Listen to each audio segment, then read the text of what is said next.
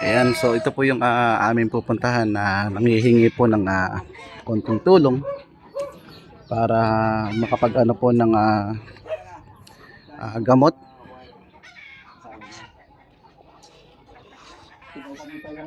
Ay, bali siya po yung ano. Ikaw na insan. Tanong mo kung anong may tutulong natin. Magandang morning sa ating lahat. Ayan. Andito tayo sa isang lumapit sa atin, dumulog yung kanyang misis. Guys, so interviewin natin para mabalikan natin or next Sunday or pwedeng babalikan mamaya mga guys, kapag meron tayong budget. Okay guys, andito, anong pangalan mo bro? Ray Bautista po. Ray Bautista. Yan guys, narinig nyo si Ray Bautista humihingi ng konting tulong na panggamot or what.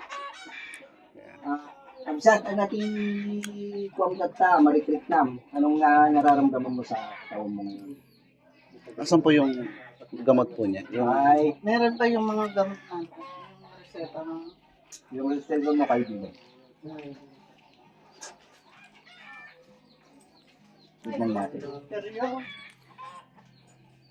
Ayan po. Yan, bali 4 na taon na daw yung sakit niya, kung ano yung sakit ni boss. Anong sakit mo raw? Nagpakita ka na sa doktor. Okay, bali galing siya sa doktor mga guys. So kukunin natin yung panig niya kung ano yung kung natin, kung andyan pa yung reseta niya. Dahil 4 years na raw siya may sakit mga guys. So ngayon, nilapit lang sa atin dahil galing kaming nag-charity rito sa may likod. Dito sa may barangay ng Caloocan. Purok 4 ati gayan? Ay, Purok 2. Bali, nag-charity kami dyan sa likod ng mga sementeryo. Reseta niya. Ito yung mga doktor.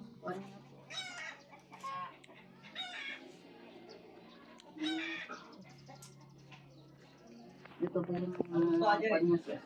Ito pala yung mga naging reseta niya, yung pagbabasa ng sakit ni boss. Bali, anong sinabi na sakit mo, bossing, sa may emergency o what? Baga. Ay, ulcer. Yun po yung sakit ni boss, bali, ulcer daw. Meron siyang ulcer. Tapos, natubigan yata yung baga mga guys. Kaya yun, 4 years na siyang hindi na makatrabaho. Kaya nilapit din sa atin. Kahit pa paano, baka sakaling matulungan natin. Kung yung mga OFW na mga kaibigan natin dyan, baka gusto nyo mag-sponsor sa ating Yung mga reseta niya. Pero matagal na po yun. picture na lang natin. ito po yung mga reseta niya, balit pinapagita sa amin. Baka sakaling matulungan nyo, gusto nyong tumulong, yung mga kaibigan nating mga kabarangay, mga kababayan, mga ka-OFW, Pinapan po namin sa... ay bali na x-ray. X-ray po yan. Ay, sige. Para alam natin yung ginagawa natin. CT scan. Picture na lang yung gamot Oo, mama. mamaya. Bali yan, narinig nyo naman. 4 years na siyang bedridden mga guys. Hindi siya nakakapagtrabaho. Ilang taon na? Ilang taon ka na bro? 47. Mas matanda pa pala ako sa kanya ng 1 taon mga guys.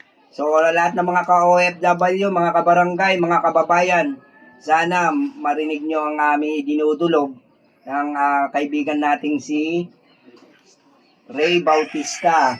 Yan mga guys. Maraming salamat at magandang tanghali sa ating lahat ngayon.